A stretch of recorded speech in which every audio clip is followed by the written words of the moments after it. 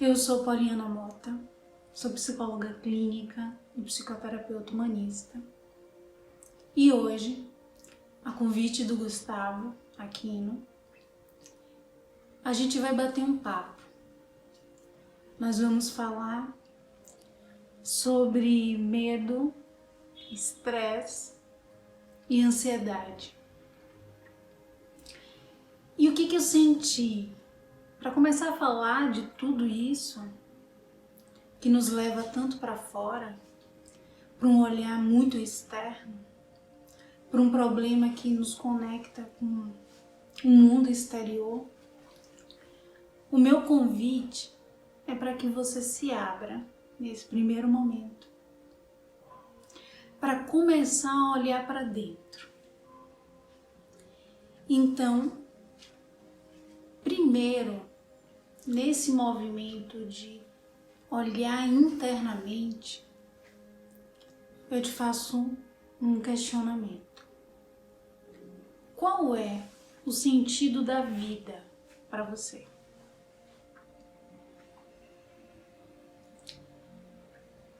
Preste atenção nas sensações, nos pensamentos, nas emoções. É possível que tenham surgido muitas possibilidades como resposta. E eu vou concentrar minha atenção em uma, que é: o sentido da vida é viver. Pensando nisso e olhando um pouco para o nosso tema, que é medo, estresse, ansiedade, muitas vezes esse viver é retirado de cena e a gente começa a sobreviver. Então essa é a primeira reflexão. Identifique: eu estou vivendo ou eu estou sobrevivendo? Qual é a diferença entre viver e sobreviver? A gente pode resumir isso, fazer uma leitura disso de muitas formas. E para concentrar, numa percepção mais objetiva, vamos pensar que o viver nos conecta sim com as obrigações, com as responsabilidades, com a resposta que a gente dá para aquilo que a gente se comprometeu. Só que no viver a gente consegue ter um equilíbrio. A gente consegue se permitir acessar momentos de alegria. A gente consegue ver a beleza da vida. Em coisas mais complexas, em coisas mais simples. E a gente está conectado com a gente, com quem de fato somos, com o que de fato queremos. A vida flui. No sobreviver, talvez tenha muito peso. Talvez tenha muita obrigação. Existe uma lista excessiva de afazeres, muitas metas, muitos condicionamentos que às vezes nos impedem de sorrir mais, de ter mais fluidez. Então essa é a primeira reflexão. Pensando nisso, é interessante que você comece a pensar: o que me dá prazer? Quando eu me conecto com esse movimento de estar vivendo a minha vida, de estar nesse sentido da vida que é viver, o que me dá prazer? E normalmente, eu não sei se esse foi o seu caso, mas normalmente quando a gente pensa no que nos dá prazer, a gente se conecta com algo muito grande, né? É uma viagem, tira férias, tem mais tempo. E esses desejos, essas percepções, elas são genuínas. e a gente inclui, respeita e valida. Só que essas percepções do que nos dá prazer, elas estão muito a longo prazo, né? Imagine que você sente que o que te dá prazer é tirar férias. E aí imagine que você só tira férias uma vez no ano. Então durante todo o ano vai ser um ano pesado, difícil, na expectativa de chegar nessas férias. Então o objetivo é se conectar com o que é mais simples, o que é menor, o que é possível incluir, sentir prazer no dia a dia. O que te dá prazer no dia a dia? Será que seria possível se conectar com algo pequeno, prestar atenção, acessar, cuidar dessa sensação que é tão importante? Um outro ponto que para mim é muito fundamental nesse movimento de olhar para dentro são as nossas necessidades. Quem tem filho vai compreender com mais facilidade. Quando a gente está diante de uma criança, é fácil perceber quais são as demandas que aquela criança solicita de nós para suprir necessidades. As necessidades de uma criança é muito fácil de perceber, né? Ficam meio que explícitas. E aí a gente pensa que por ser adulto as necessidades não são tão importantes assim. Mais importante é a obrigação, é a responsabilidade, é o fazer, é o ter, é o conquistar. E a minha proposta é favorecer com que você modifique um pouco essa percepção e comece a olhar para as suas necessidades. Nesse momento, você consegue ter clareza de qual é a sua necessidade? É uma necessidade de atenção? Existe a necessidade de comunicação? Uma necessidade de repouso? Uma necessidade de contribuição? Então, quando você está consciente dessas necessidades, é mais fácil criar estratégias para garantir que elas sejam cuidadas, atendidas. E provavelmente a sua vida vai ficar mais fluida.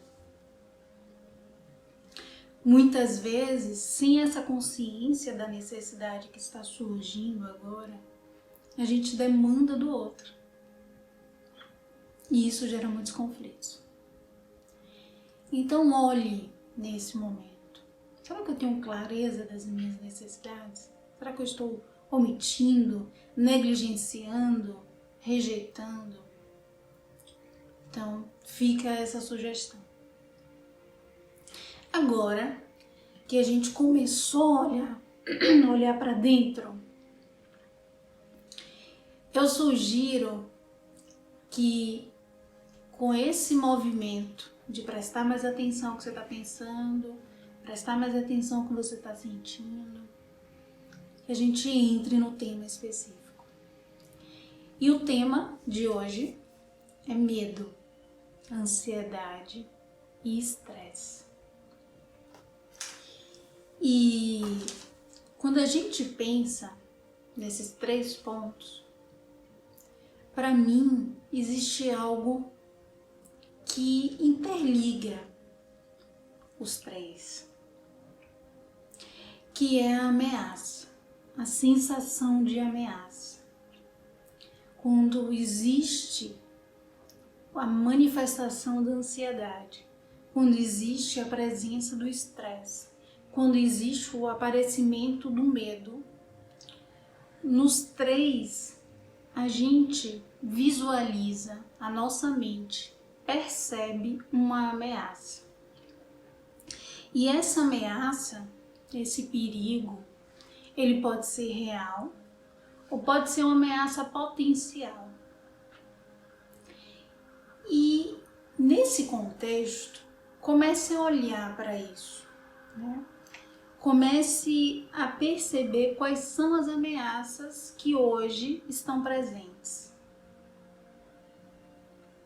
Então vamos entender um pouco como é que o estresse se manifesta.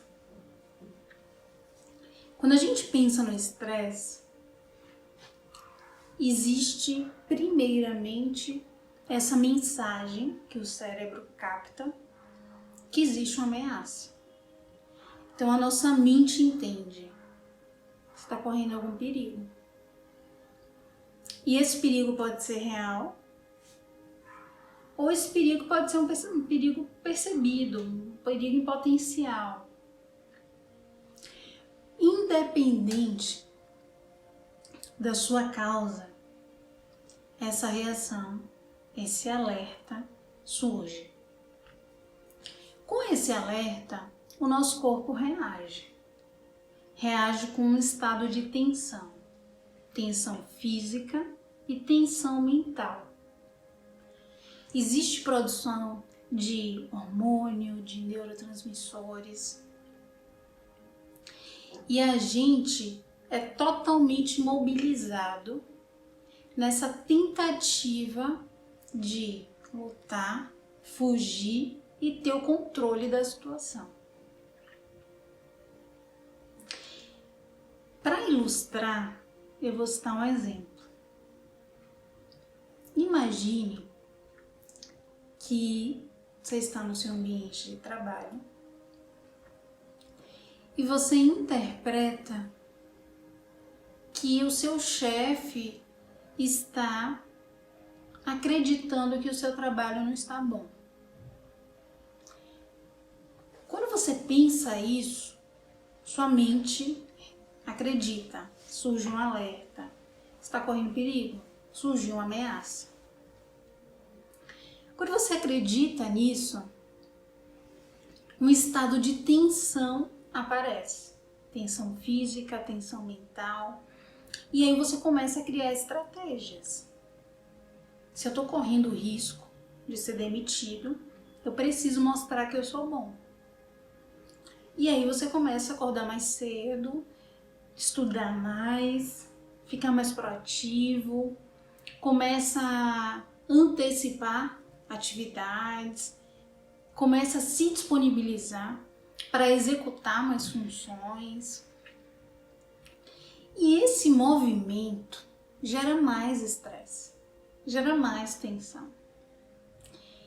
Nesse movimento, você começa a ficar mais irritado, você começa a ficar mais cansado, vem uma baixa de energia, vem uma sensação de que você não está conseguindo concentrar a atenção. E todas essas reações te levam para um lugar que é um lugar de frustração. E aí, nesse lugar de frustração, é um lugar muito delicado, porque a gente começa a se julgar, a se rotular. Então você está ali produzindo, proativo e não está tendo o resultado esperado. Você sente que está correndo risco e sente que não está dando o suficiente. Nesse movimento, você começa a se rotular como fracassado, incompetente, incapaz, preguiçoso. E todos esses rótulos geram mais angústia, tensão, ansiedade, estresse e medo. Isso começa, se for, se permanecer, se isso durar por um tempo grande, começa a se tornar um estresse crônico. E aí, provavelmente, outros sintomas surgirão. Então, com esse exemplo que a gente vai citar mais em outros momentos, eu sugiro que você faça uma reflexão, que é: quais são as situações que a sua mente está interpretando como ameaça e está gerando esse estresse crônico, o medo e de alguma forma disparando ansiedade. Reflita sobre isso. Quais são as ameaças que você está reagindo? Elas são reais? Elas são ameaças que estão surgindo de uma interpretação, de uma sensação? O que sua mente está alertando que é perigo? Do que você está tentando se proteger? E aí, e esse é um ponto que para mim é muito, muito significativo e que às vezes a gente ignora ou minimiza, que é o processo de tomar consciência. Sem consciência, a gente não consegue agir. Então, estar consciente do que está acontecendo com você é o primeiro passo para seguir na direção de uma estratégia, de uma solução, do enfrentamento desse cenário. Então, reflita: o que é que está te deixando com medo? Qual é a ameaça que está disparando em você esse estresse? E quais são os gatilhos que ativam a ansiedade? Identifique, perceba, constate isso. Isso é muito importante. Com essas percepções, fica mais claro que o processo, apesar de vir de uma ameaça externa, ele acontece muito dentro de você. Isso é bem significativo. Então, olhar para a ameaça externa é fundamental. Só que muitas vezes a gente se prende nesse lugar. A gente fica preso na ameaça externa, né? Então, qual é o meu problema? O meu problema é que meu chefe quer me demitir. E quando a gente fica preso nesse problema, a gente não percebe o que está acontecendo internamente. Quais são as estratégias que a gente está criando para provar para esse chefe, que a gente nem sabe se quer demitir mesmo, que nós somos bons. E com a necessidade de acertar, a gente começa a errar, né, sucessivamente. Então, olhando para tudo isso, eu proponho mais uma reflexão, que é uma reflexão que pode nos conduzir para a solução. Porque, para mim, o movimento de autoconhecimento, ele é fundamental. Né? Ficar preso na ameaça ou ficar preso no sintoma não nos guia necessariamente para a causa. Então, esse último convite que eu faço para vocês é para, de alguma forma, te direcionar para a solução. E aí, nesse processo, eu te faço mais um questionamento, que é: o que é que está tirando a sua paz nesse momento da sua vida? Lembre que o medo, o estresse, a ansiedade, eles surgem desse lugar da sensação de ameaça, de perigo. A gente reage para se proteger. Então identifique: o que está tirando a minha paz? É aqui no ambiente de trabalho? É na minha vida pessoal? Eu estou insatisfeito comigo mesmo? Descubra isso. Quando você toma consciência disso, e por mais estranho que pareça, talvez você perceba que é assim. Quando a gente toma consciência, isso por si só já promove um alívio, né? Que a gente começa a enxergar o que está acontecendo. E a sensação de estar perdido vai diminuindo. O segundo ponto é descobrir qual é a história que você está acreditando. Então você identificou o que é que está tirando sua paz. E agora você vai prestar atenção em qual história eu estou acreditando. E isso pode parecer um pouco estranho, mas se você dedicar um pouco de atenção, você vai perceber que a nossa mente adora histórias. E assim como o exemplo que eu trouxe do colega que começou a acreditar que ia ser demitido, a mente constrói histórias. Então perceba essa historinha que está sendo contada. O terceiro ponto é para que você perceba no que é que você está acreditando e o que é que acontece com você quando você está preso nessa história. E é muito interessante que no exemplo do colega que começou a acreditar que ia ser demitido, ele começa a ficar irritado, ele começa a ficar muito estressado, ele começa a ficar impaciente, ansioso. O medo tira a possibilidade de raciocínio. Ele começa a ficar refém dessa necessidade de provar que ele é bom. Entende? E tudo isso por conta desse movimento interno, dessa historinha que está sendo criada, alimentada e que ele não parou para questionar.